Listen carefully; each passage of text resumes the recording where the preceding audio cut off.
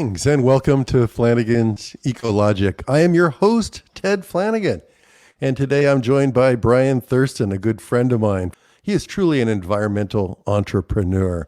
We're going to track his path of travel, a colorful career. It ain't over yet. Happy to have Brian on the show today. Hey, Brian, how you doing? I'm doing great, Ted. Good to see you. So let's talk. I've already introduced you as an environmental entrepreneur, which I think is maybe who you really are. But let's talk a little bit about you and sort of figure out what makes Brian Thurston tick.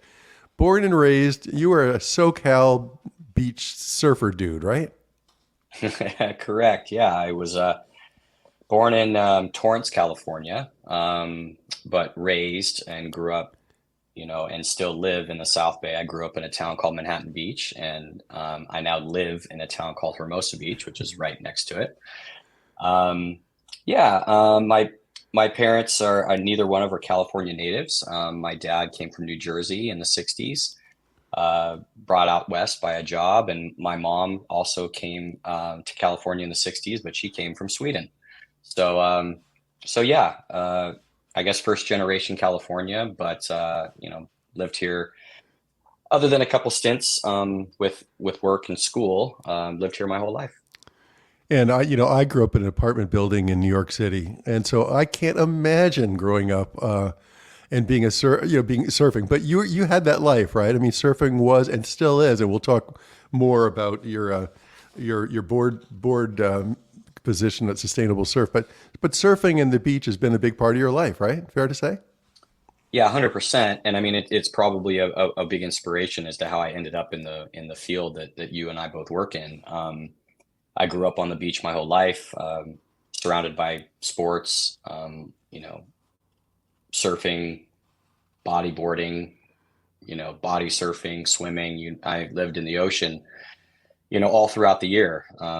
In the summertime, especially, when we were small kids, but then as I got into surfing in the wintertime too, I'd get up at 5 a.m. and ride my bike down to the beach and go surfing before school starts at 8, that kind of thing. And that lasted all the way through high school, until I started taking, some sports a little bit more serious, and the surfing kind of fell off by the wayside and became more of a hobby. I don't surf as much as I'd like to anymore, but yeah, I've maintained it throughout my whole life. And were you aware that the ocean, the water quality was deteriorating? Yeah, I mean, there's really great organizations in Southern California like Heal the Bay and others that do constant water quality monitoring. But it was, probably the most kind of prescient or front of mind thing that was really in front of your face was trash, right? So, when we were kids, we would always do beach cleanups, and take 10 pieces of trash off the beach every day was sort of a mantra, that kind of thing. And so you became, sort of eco-conscious as a kid, not really because of any kind of political stance or anything like that. It was just sort of like, hey, this is our beach and we want to keep it clean. And there would be times of the year when certain tides or, the one thing that people don't realize is Manhattan Beach is literally adjacent to one of the largest oil refineries on the West Coast, the Chevron oil refinery. And so every once in a while you get some sort of residual tar or some pollution or things like that, and they would close the beach, and that was always a very dramatic event, Yeah. So it sort of resonated with you, and so you started following and supporting groups like the Surfrider Foundation and, like I mentioned before, Heal the Bay and things like that. Even as a young kid, they would, we're hosting a beach cleanup in Manhattan Beach, and so everyone would go down there, and you kind of lend a helping hand. So it just became kind of ingrained in the ethos of growing up here. Yeah, that's really nice. And then off to college and at USC, University of Southern California, and you were studying American literature. So you had in mind that you were going to be a writer or a screenwriter. What was the plan as a young man? Actually, it's interesting because I was always interested in literature. English was probably one of my favorite classes, even in high school. And being a writer, had sort of an allure to it, and so. Once I stopped playing competitive sports, I actually went to Long Beach State first. I was recruited to play volleyball at Long Beach State, and I only lasted one semester there. And I realized quickly that, going to that next level in athletics is really is where it becomes more of a job than more of a, a pastime, you know. Yeah. And there was, I realized that the camaraderie that I had with all my buddies, in high school was as much as how much I love the sport. So I decided to transfer, and that's when I transferred to USC, and I wanted to study film and literature and become a writer. Yeah, so that was sort of the crazy undergrad days. Yeah, and then I think you described to me the other day that there was a gap between your undergrad and your grad school experience Definitely. where you were off doing event planning in the film industry, and you were really sort of immersed in that whole sector. Yeah, I mean, just sort of bouncing around, like just trying to learn how it operated, working as a production assistant and then working in mail rooms and working as a temp, in different studios and things like that. And then I fell into sort of the event space because that everything was sort of temporary, right? And so a friend of mine had an event company that I would work for a few months a year, and that got into some larger events and action sports. So I was sort of working at surf contests and skateboard competitions and snowboarding competitions and things like that. And I was just kind of cobbling together a living, and did that for the greater part of, shoot, I mean, 8 or 9 years, And then and something, then that's the when light bulb went off. then the light bulb went off. I realized it's really not sustainable, most likely, to keep doing that. And I really wanted to look into a career. And so that is when I started thinking about things like graduate school, law school, etc. And I really went through sort of an exercise of what I was really interested in and passionate about, and what I would basically tie, a great portion, of one's life, working life, dedicating your time and energy to do something. You might as well do something that you're passionate about or worthwhile. And so I always gravitated towards the environmental sector. And so that's what I did. And so I decided to go to grad school, and study environmental science, policy, and sustainability. And that's what sort of really launched me off into this career, which is And going on 17 years ago. right, you went to Johns Hopkins, which is I did. based in Baltimore, but you were in a DC program, I Yeah, yeah. So believe. it was sort of like a hybrid program where you could do part of the program on the DC campus. Hopkins on Massachusetts Ave, just off DuPont Circle. Hopkins has a bunch of buildings, and it's like the School of Advanced Environmental Studies. It's the business school. So if you're getting your MBA, it's a lot of graduate programs. And so I was in one of those buildings on Mass Avenue, and Yeah, I yeah, was can there on and picture it. off for about 2 years. And that's pretty different than SoCal living. It is pretty different. Yes, yes. And up to your eyeballs in policy and politics, and everyone is running and talking fast. Yeah, yeah. Well, then I'm fast forwarding a little bit, but I met you when you worked for Eco Yeah, Media, and correct. our friend 2007. Paul Palazzotto, who had this interesting idea that he should get large companies that were spending a lot of money on advertising, and instead of doing conventional advertising and television and radio and billboards and all that, get them to invest in eco projects and get their name on it and get the same level of credit, if not more, for doing that. I was involved, or EcoMotion was involved in a project in Miami remember that, the Miami City Hall, and then we were involved I do. in Long Beach at the airport. Like at the airport. Yep. And I know that all went down in flames after not that many months, or it was purchased by CBS. What was your role there, Brian? So I was hired to be what was called at the time a program director, and that was sort of, once the sponsorship and the project were married together, was to sort of help, bring those projects along, and then Yeah, also bring potentially new project ideas, where some of the sponsor dollars could be distributed, and then also a little bit of business development. It's sort of, how can you bring on some of these new municipalities or new sponsors into some of these.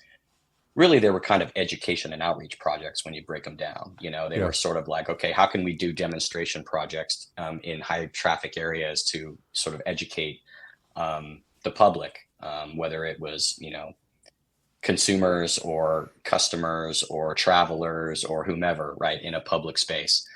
yeah, So yeah, no, it was a really, really interesting model. And you're right. They CBS they transitioned into CBS and moved many of the operations to New York City.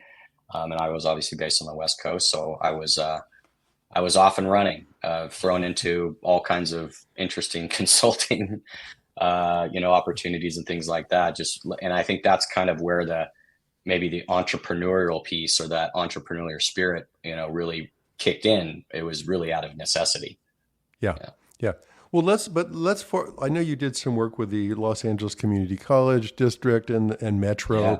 but let's fast forward to waste management because I want to get into a few case studies with you. But Waste Yeah, for sure. Management hired you on in 2011.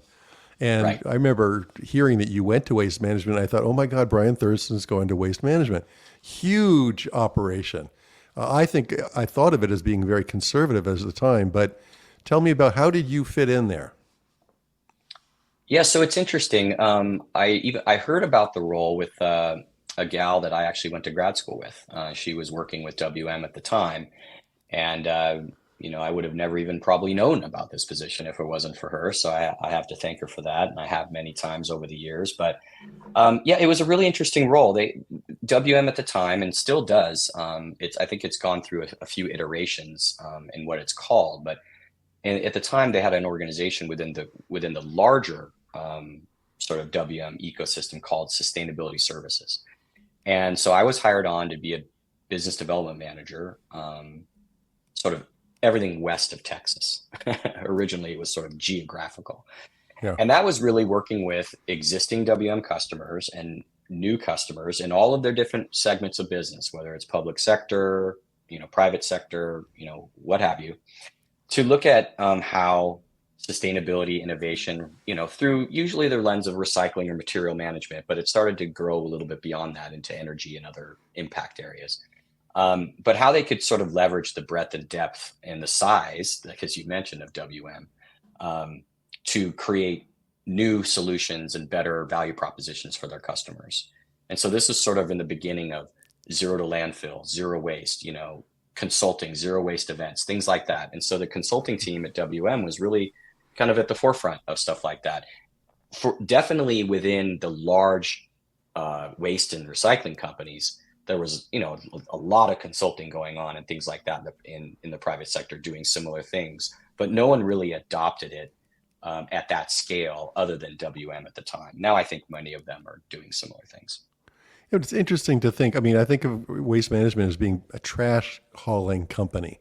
I guess Yes, and they are the biggest one by the far. biggest one in the country. But was this to create a new source of revenues, like the consulting division, or was it to Yeah, bring just yeah. value to your biggest customers, or both? Yeah, I think I might butcher the history a little bit, but from what I remember and understand, it was kind of born out of a group that was working primarily with heavy industrial customers. And, when you're working at those types of sites, you might have 20, 30, 40 different waste streams, and many of which have value.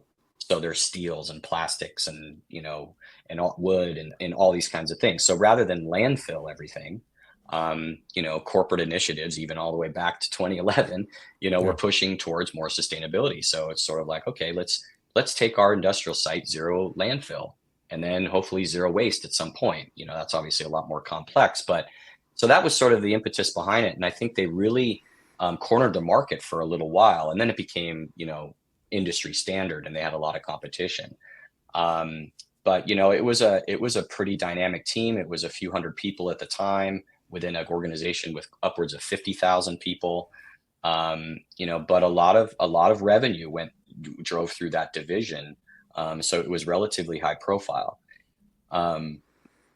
Yeah, it was a really interesting role, within a company that a lot of people have a very not a very, but could have a very negative sort of opinion of, because Right. at one side they have one of the largest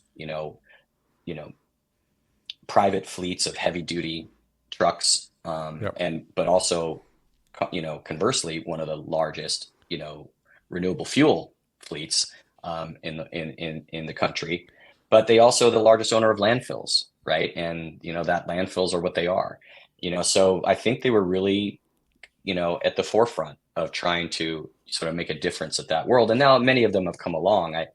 And the company has performed incredibly well over the last 15 years, so, they're onto something. But how great to think about, you take the organization with such a huge footprint and you can make a really huge impact.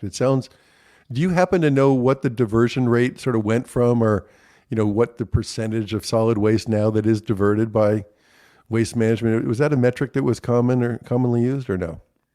Yeah, I mean, their size is they're so big and they're in so many jurisdictions. I think Yeah. it's hard Yeah. to quantify that. But I think in general, Yeah. diversion rates aren't really where they want to be. It's really regulatory driven, at the state level and then at the local jurisdictional level. But it also is asset based. So much of that business, whether it's WM or otherwise, is based on availability of assets and where you can actually move the material to. Right. There's a lot of reality there, in so much There's a resistance, lot of reality there. so much resistance to landfilling. So, how many years were you there, and did you feel good about your role there? Yeah. No, it was a really great time, amazing team of people. I was there about 7 years. So I joined in 2011 and I left in 2018. And that's when I started consulting with some climate tech companies. Well, let's talk about some of them. And I know that some end up really well and some don't. I think Blue Box, you would say, you never really felt the love at the end of the day. But talk about Blue Box. This sort of gets to your theme of entrepreneurialism and working with sustainability products and working with really innovative products.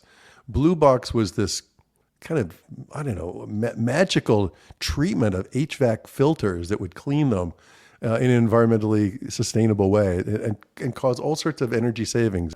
The main focus was the actual heat transfer coils, of the HVAC system. There were some experimentation with filters as well, and there actually was a pretty good performance on that. So who knows, maybe that's something that we pick back up at a later date. But at the time, they were experimenting with all kinds of cleaning applications.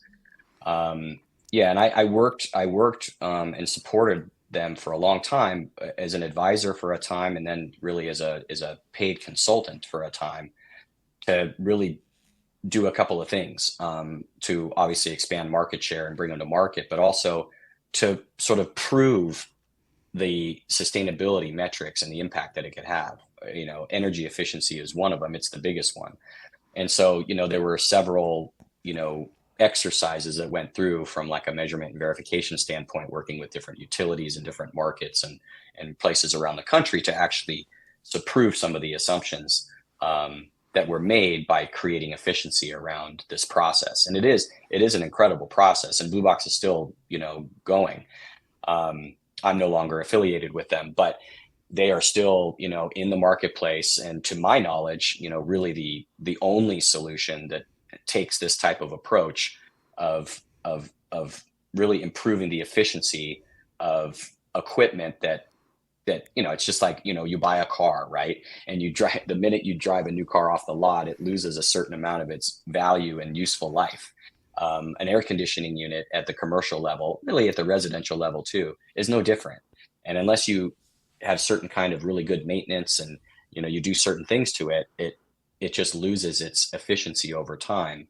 And so, Blue Box really created an incredible innovation on how to sort of extend that useful life of the equipment, while at the same time, really restoring sort of the efficiency to maybe not its new state, but, relatively close to that. So it was a really fun project to work on.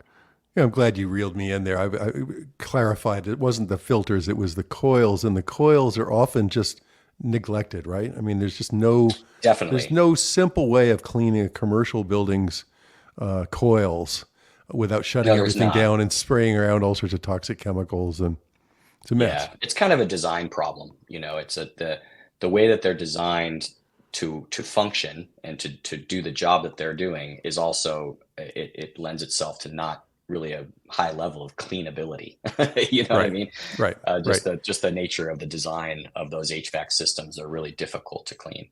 And Blue Box was magical in that it was, I mean, literally, you guys were delivering a suitcase-sized piece of equipment that Yeah. technicians would use to spray into the coils. And as I understand it, you could leave the building, the system could be running. It was non-toxic, and it would do Yeah. this remarkable job of cleaning up the coils. Yeah, it is. And it really applies to almost any building type. There's some buildings that, lend themselves more to to the fouling of the coils. So like think hospitals and hotels, things that are really high traffic, type buildings.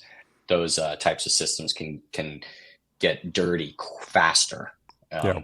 But yeah, it's a pretty universal solution. And he proved the concept with some casinos in Vegas, I think, and Yeah, really exactly. And that, remarkable. that was part of exactly. So when I came on board with sort of my environmental background, it was sort of like, how do we look at proving, some of those numbers so they are validated in the marketplace because, it became an important part of a return on investment from the customer perspective. And when the market is that broad, that wide open, I remember having a few discussions with you and your colleagues there that which direction do you go in? Do you try to support utility programs, or do you try to go to chain stores, or do you go to only casinos or hospitals? Or it's just the market is so large.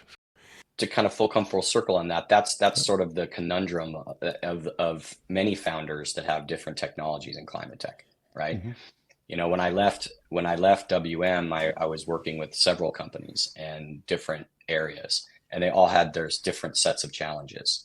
And when you do have a good technology, whether it's applicable to buildings, or if it's applicable in mobility or what have you, Mm-hmm. that ends up being sort of a little bit of the conundrum, right? Is how do you narrow down the focus, and how do Yeah. you sort of land where you need to land, for survival in a lot of ways. Right. And then Yeah. scalability, ideally. And Sure. then scalability. Yeah, for sure. Let's talk. Was it Let's Hitch or just Hitch? Just Hitch. Hitch Rewards is, I think, what it was originally referred to, but yeah, just Hitch, and that's that mobility app that's Mm-hmm. group based out of Nashville. And what was your role with that? Same thing. I was just sort of helping with some business development. They had gotten some really good traction down in Nashville, with some pilot projects in the cities down there and some municipalities. And I met the founder, a gentleman named Mark Cleveland, great guy, also a serial entrepreneur. And I had met him at a conference, and I listened to him give a presentation, and I thought it was really compelling. And so we kept in touch. And when I left Waste Management, he got in touch and said, hey, can you potentially get on board and help me out, and maybe pursue some opportunities in your neck of the woods, which is the West Coast. So we did. I brought in some partners, and we activated some opportunities in Southern California and then in the Bay Area. And so yeah, it was primarily a business development and kind of an advisory role. And what was its unique selling proposition, or what was its basic business model? Was it much like Uber and Lyft? Yeah, I mean, it's a carpooling app, and obviously the timing of the pandemic didn't, help any carpooling technology, right? Because in the early days of COVID, no one really knew, safety. It was a safety concern about transmission and things like that. But at its Sure. core, what's interesting about Hitch was that it was sort of creating an environment where both drivers and riders were being paid. So traditional ride sharing or carpooling, it usually pays a driver, right? So the idea around Hitch was that you could incentivize both drivers and passengers, and the idea is that it would, at least one of them is it would help create the momentum, around user usability, and create more volumes of riders and drivers that would get into the platform. And it was set up in a similar way that you would have sponsors or Yeah. employers or Mm-hmm. municipalities that would look at certain corridors or certain times of day. They were also working with universities, about around parking situations. So it was like it was sort of creating incentives and behavior change. And some of their secret sauce was around their ability to pinpoint and narrow down certain problem areas and incentivize based on where you wanted to go. So if you wanted to incentivize people to park in a certain parking structure and ride a shuttle to where they need to go, you could do that and do all kinds of things around technology and geofencing and stuff like that. Wow. So it was a really unique technology and a really dynamic team. Next one, Ocean Works. You're pulling plastics out of the ocean. What was your role with this company? Yeah. Another really interesting sort of young entrepreneur that I was introduced to, a guy named Rob Iannelli. And I'm trying to remember exactly how we were originally introduced. I'm not even sure I remember, but anyway, we were introduced through a mutual friend, I think, or something. And also a really compelling value proposition. And I worked with those guys for about a year to sort of do some market intelligence around, whether or not there was demand for this material. So the Ocean Works' ultimate sort of goal was to create an online marketplace for this material. And if they could match buyers with sellers and buyers with producers and buyers with supply chain, that could bring the price down and actually make it a lot easier for people that are making stuff, whether it was apparel or any kind of product or widget that uses a typical plastic, that they could have a viable, cost-effective recycled solution from an ocean or ocean-bound plastic. And so we did basically a roadshow for a series of months with apparel companies, CPG companies, et cetera, just to see, hey, this is what we're working on. And if we were to get it to this place, would that be something that you'd be interested in investing in as a buyer of this material? And, really the response was overwhelming. It was just absolutely yes. And it's something that people needed. So I helped them, kind of on a BD and sort of due diligence, roadshow for a time. They were literally pulling plastics out of the ocean, or plastic, like you said, ocean-bound plastic. They were pulling plastics that would end up in the ocean, and then selling that material to companies that would tout it as ocean recovered. Or that's great. And is that company going well absolutely. now? They were working with collection groups and processors and people like the manufacturers in different parts of the world to trace, the material to make sure that it's actually legitimate and get it processed into actual, pellets, yarns, things like that. So if you're a t-shirt manufacturer, you could buy this yarn and it would be certified and it would be, the quality that you need in order to make your product. So they were trying to create this marketplace, so people could buy high quality product and really, look at, a certain amount of recyclability in their product. And is that company going well? Yeah. The marketplace is live. It's been live for a few years, and I think they're growing every year. And I think they're doing well. That's awesome. Well, let's just wrap up with talking about your role with Sustainable Surf. You've been a board member. How is Sustainable Surf sustainable? What do you guys do? Yeah, so I met one of the founders of Sustainable Surf at, of all places, a global reporting initiative, a GRI training class. And we were sitting across the table from each other, and everyone was making introductions. And he said, "My name is Kevin, and I'm from Manhattan Beach." And I thought, oh, that's interesting. And so at lunch, I walked over and I said, "Hey, I'm from Manhattan Beach too." And we started talking. And he told me what they were working on. And this is in the very, very early stages of what Sustainable Surf was doing. And they've done so much since then. It's been over 10 years now that I've been working with them as either an advisor or in the last few years as a board member. But their mission really was to use the sport of surfing and to really to sort of influence and the community that surfing represents, right? Which is health, wellness, nature, and all these kinds of things. To not only help the surf industry itself become more sustainable by, changing the way surfboards are constructed and using better materials, to changing the way the events are run, to, influencing, how the products, the apparel, the accessories, all those things are made, by doing life cycle assessments and consulting and things like that, doing all that great stuff. But also just kind of leveraging the community itself to be like, hey, we can be a force for good. And so I originally got involved with them because when I was at Waste Management, is when I met them. They had this program called Waste to Waves, where they were collecting EPS foam, like the packing foam that you get when you buy a TV and stuff like that. Thankfully, there's less of that now, but back in the day, it used to be a lot. And they would compact that and recycle it, and they'd turn that into the material that you would make new surfboards out of. And so I actually got Waste Management to be a sponsor of one of their big events. And so that was how my first entry point into working with the two founders, Kevin Wilden and Michael Stewart, really great guys.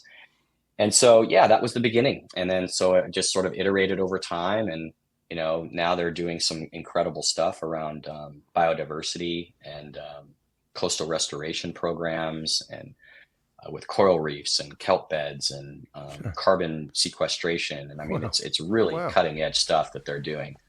But it's been a really rewarding experience. Yeah. That is fantastic. Oh, good for you. Gosh, good for us. There's just so many groups that are doing such good, and so many people like yourselves that are driving these initiatives and advising initiatives like this. Fantastic. Hey, Brian, thanks for being on the podcast. We'll do it again. Anytime. All right. Talk to you later. That's it. Thanks for listening to Flanigan's Ecologic. We'll see you next time.